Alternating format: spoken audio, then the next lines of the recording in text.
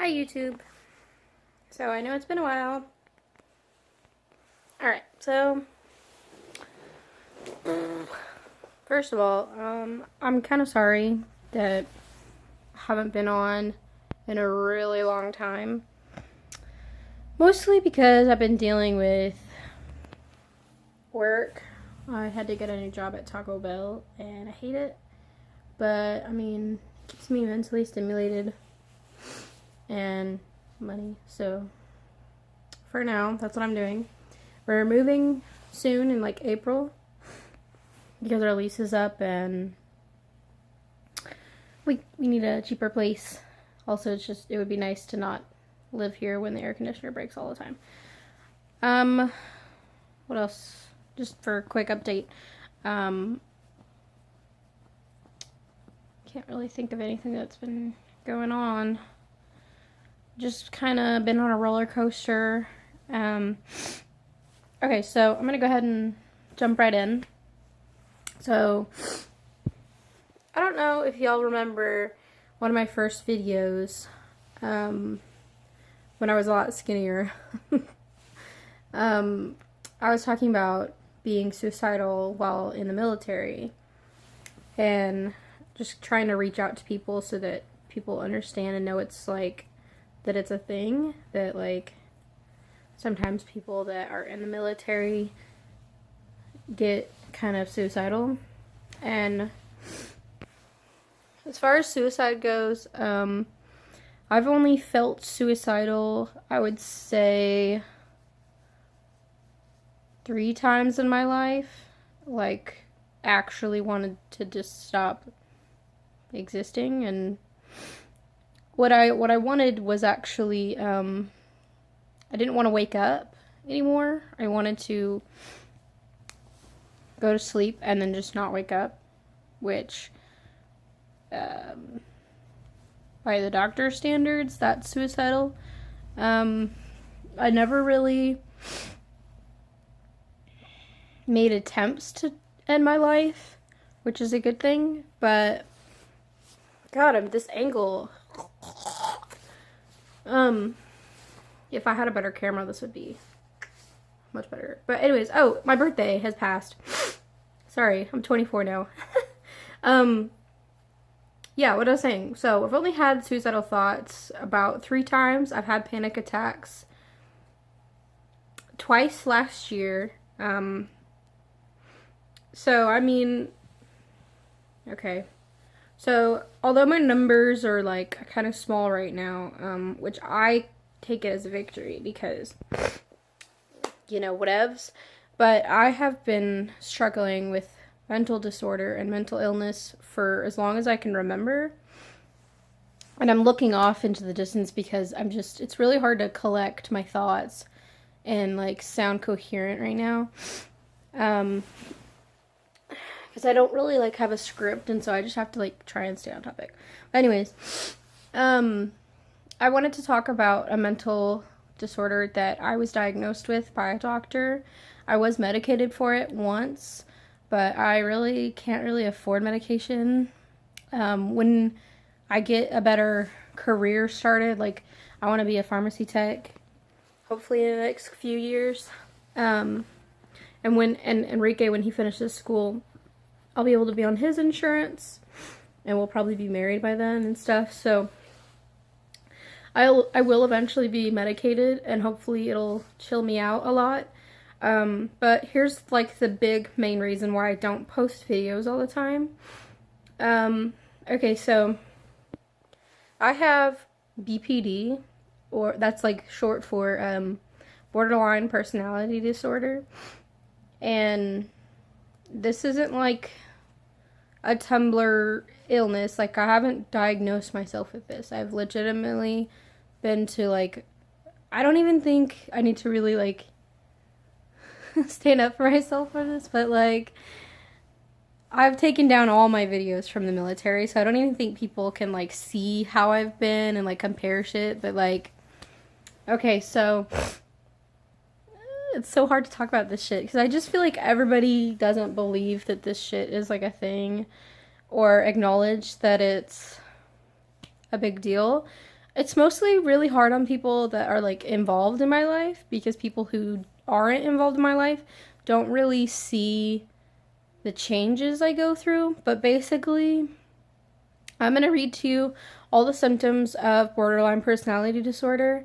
There are 9 symptoms that, and like most things are on a spectrum, but you have to have 5 out of the 9 to be diagnosed with BPD. I have all 9. Like, I'm not even lying. I legitimately have all 9. And the thing is, for the longest time, I didn't know that there was really anything wrong with me. I thought everybody felt the same way I did. But when I went to the hospital, they're basically like, no, everybody doesn't feel like this. You know, I mean, there are people that struggle with it, but it's not normal, and there are ways to cope with it. But because I have always had it, that I can't even really think of a time when I've never felt like the way I do. So I'm gonna go ahead and read these symptoms, and then I've highlighted some of the main ones that affect me the most. And most of these things, like, I never knew I had symptoms until I was diagnosed, and then people in my life have told me things that I do. Because I never believed anyone when they would tell me that I was weird. I mean, okay, so I always thought I was weird, like silly kind of weird, just because I'm an Aquarius and I'm, weird. But like, these are really weird. Okay, so, and like I said, I'm unaware of most of the things happening until someone points it out, and I have to like actually step back and like look at how I'm acting, because it's like, it's a behavioral problem, but also it's just internal problems. So, okay, I got a list. So, number 1 is extreme reactions to things. So, a lot of these are stemmed from abandonment, and I don't want to say that I had anything tragic in my childhood, because personally, I felt like my childhood was very well-rounded, and I wouldn't change anything about my childhood. But I was bullied a lot, mostly in elementary and middle school, because I was a crybaby when I first started school, and I wouldn't let go of my mom. But then after that, I was just bullied a lot, and that's when I started being really depressed. It's also possible that my abandonment issues stem from, now this is super personal and random, and I don't ever want my mom to know that it really affected me. But okay, so when I was born, for one, my mom was really, really young. She was 18, and she didn't know what she was doing having a baby at 18.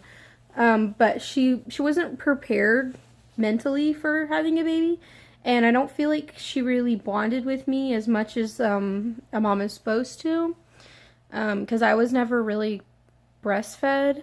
My dad told me that that she tried to give me like cow's milk, because she lived on a farm at the time, I think. But they tried to give me cow's milk because she thought it was weird. Like, she didn't want to have a baby sucking on her boob. Like, like I said, it was silly, and it doesn't seem like it's that important, but apparently, in my opinion, I feel like it really is important, because it's affected me this much, and I'm not even sad about it. Like, I don't give a shit that my mom didn't breastfeed me, but like, mentally, it affects your development, because you need that bond. It's like crucial to develop that bond with your mom, and you need to develop a bond with your dad. And the thing with my dad is, at an early age, my parents divorced, and I don't want to blame anything on all of the things my parents did, whatever. My problems are my problems. They're not, I don't try to put it on them, but they did get a divorce when I was 2, and my dad was in the military, so he was barely home. My dad did try to make up for it by like every summer we would go be with him for the whole summer. So I have a, like I said, I have a fully enriched childhood, and I would never want to change the way that anything happened. My parents would not be happy and fulfilled with their life right now if they didn't get a divorce, because they didn't love each other. They just got married because I was born, and then my sister, and it was a big mess. But that shit happens. It's life. But it did affect, affected my abandonment issues. And that's just symptom number one. So I have a lot of panic attacks, depressions, like states of depression. Most of the time I'm in a state of depression. I just kind of put on a face. And then rage, which is accurate. Okay, so that's just symptom one. It's like anything that happens, like someone doesn't text you and you're just like really, really sad or like angry, and it just affects you more than it should. Just something little like that. But there's other things, like just extremely react to a lot of things. So idealization and devaluation. So this is a big one for me. I struggle with this, and I have to physically and mentally like block myself from doing some things because I don't want it to affect my future, and I don't want it to affect my whole life. But I do struggle with this. So, and it was a much more bigger problem when I was younger.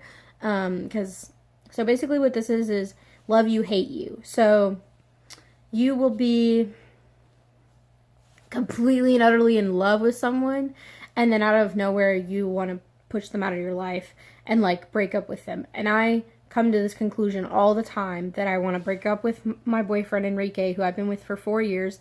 Our anniversary is May 4th. Like I'm marrying this kid. We're having babies. Like, this is happening. He is the love of my life. But I want to break up with him all the time. And it's really hard on him because sometimes he can't tell if it's just like I'm legitimately like I want to break up, or if it's just my symptoms. But lately he's just been like, he doesn't acknowledge it anymore because he knows that I don't mean it and that it's just a part of my abandonment issues. So it's like because of my symptoms, it's like, oh, I don't want to get hurt. So then I try to break up with people all the time. And I do this to everyone. It's not just my boyfriend. It's my sisters, my mom. One day I'll be like wanting to see them. I love them. And then I just hate them. I don't want to talk to them. I want to avoid them. And it's really hard on people. I don't notice it when it happens. But that's why we don't make any life-changing decisions, because we know it's not real. It's not, I don't actually want to break up with him. Like, and I don't hate my sisters. I don't hate my mom, you know. So that's a big symptom I have. And number 3, distorted, unstable self-image. So I have a very distorted self-image. I like visually cannot see how I actually look. Like, I don't know what I actually look like. In my head, I'm just this really big blob and like an awkward hunchback, and I just feel ugly all the time. There are ways I cope with this. I try to dress nice. I've been more attached to the color pink because it makes me feel more feminine. I did have a phase where I wanted to be more masculine or androgynous, and honestly it made things worse for me because it just made me feel like I was an ugly fat boy, and I was just like, I'm a girl and I'm pretty. Like, people tell me I'm pretty, you know. And the thing is, because of my distorted, unstable self-image, I don't believe most people that I'm pretty. So I kind of just, I'm honestly trying to fix my self-image, but it's a symptom. But yeah, I don't want BPD to take over my entire life, but it really, like, I don't notice when these things are serious, you know. Number 4, now I do have this symptom, but I have a lot more control over it since I'm like grown up. impulsive. So a lot of people who have BPD or bipolar disorder will have like impulsive like choices. They'll like want to spend money, like a lot of money, or they'll want to like go and just leave and go travel or something. They just, you just want to fucking do something and make a change in your life really fast and really tragic, and not tragic, but like, abruptly. And it's not safe. It's normally not safe. Like, some people can just try to go driving and they drive too fast, or they just want to leave, or whatever. There's a lot, like gambling problems, alcoholism is common, but I feel like I do have control over this symptom. So anytime I do want to do things, I just kind of pretend like it's just fantasizing, like I'm not actually physically going to make huge life-changing decisions. Like, I want to move all the time. I'm just like, I want to pick up and move to Colorado. I want to pick up and move here and there. I want to go to Ireland. I want to go and buy a PS4 for myself. Like, I want to buy a car. Like, there's just so much shit that I have to, like, repress. But I just kind of pretend I'm just fantasizing, and it's just like, I just like thinking about the future, because I do want to travel, and I want to try and be a tour guide someday, so I can get paid to travel. But I want to do it in a safe, smart way. I don't want to just fucking pick up and leave, and I don't want to leave Enrique behind either. I really want him to be a part of my life, no matter what I do, and I want to be a part of his life, no matter what he does. So, okay, and then number 5, I don't have these very much, but I do have them. It's suicidal thoughts or even actions. A lot of BPD people or bipolar people, and like I keep saying bipolar, but that's because BPD is similar to bipolar, but it's not bipolar, because bipolar is completely different. There are a lot of symptoms that mimic each other, and so that's why people get it confused with each other. When I was actually in the hospital, they thought that I was bipolar disorder, and I was actually diagnosed with that at first. But then the more they monitored me at the hospital, they realized that I wasn't bipolar disorder, like it wasn't bipolar. So then they diagnosed me with BPD. So I don't have suicidal thoughts anymore, but sometimes I do. It depends if I'm like at my worst. But here's another one. Mood swings. That's number 6. Which this is why it can look like bipolar disorder. Because one day you can be happy. One, minute you can be severely depressed. So, but for me, it's like a daily mood swing. Like, hourly, I'm a different mood. It's never really like normal.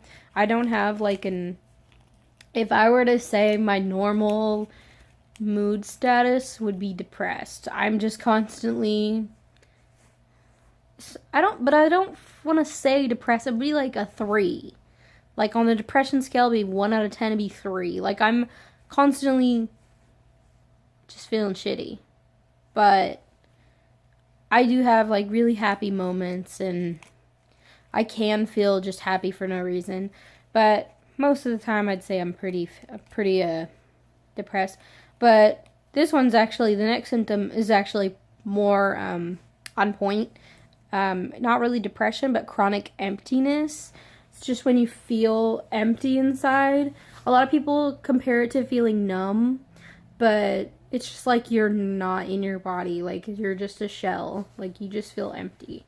And that's what I feel like all the time. Like, I just feel emptiness, and it sometimes chronic sadness, but mostly just empty. I don't really feel like sad or like angry. Like, my natural state would be just like empty, and then things trigger my mood swings. So it's like everything affects me, like, oh, there's clothes on the floor, and then it's just like the whole day is a fucking roller coaster. Okay, this one's a big one. So number 8 is dissociative symptoms. I actually wrote the definition of this because I don't know if a lot of people know what this is. But feeling of disassociation is like feeling cut off from yourself. You feel like you can observe yourself from outside of your body, or you're like losing touch with reality. I'm all three all the time. I like to describe it as sometimes I feel like my spirit is like in front of my body or behind my body, but never really in my body. I just feel like I'm floating around. It's like I can see out of my eyes, but like I don't feel my body a lot of the times. I just feel like I'm floating. And sometimes it is hard to tell what's real and what's not. And then number 9 is paranoia. You just feel like everything, like everyone's out to get you. People don't really care about you. They don't actually love you. They secretly want to get out of your life because you're a burden. Paranoia sucks. Like everything, you think of every possibility that can go wrong, and a lot of the times you feel like that's the true reality, and you're just like, yeah, he doesn't actually give a shit about me. He's just with me because he feels sorry for me or whatever. Disassociation, though, is stemmed from feelings of abandonment. Most of the symptoms are from feelings of abandonment in your childhood. It can be from something traumatic, or it can be something that you just didn't, something that happened when you're younger triggers this fucking disease, and you can never get rid of it. You can cope with it. I can live a normal life. Honestly, if I'm working, I feel fine. If I'm not working, I'm worse. Like, I'm not stimulated. I have to physically force myself to do things that I enjoy. Have to have like a time schedule a lot of the times, because then if I'm like, oh, it's 3 o'clock, that means I need to be doing this. And even then, sometimes I don't stick with it. Like, it's really hard to do things that I enjoy. Like, I really like to paint, and I really like going outside and being a part of nature, and I love animals. And it's just like, as I'm getting older, it's harder and harder to get out of bed. Today I actually got out of bed and cleaned the house. I vacuumed every inch of my house, and I was gonna paint, but I ended up not painting, so that's just how it is. I love art, like it's my passion, but I don't have any motivation to do it a lot of the times. Even like thinking about it makes me happy, but like I just never actively try to do it. So this was super hard to talk about. I basically was inspired to make this video by Niccole.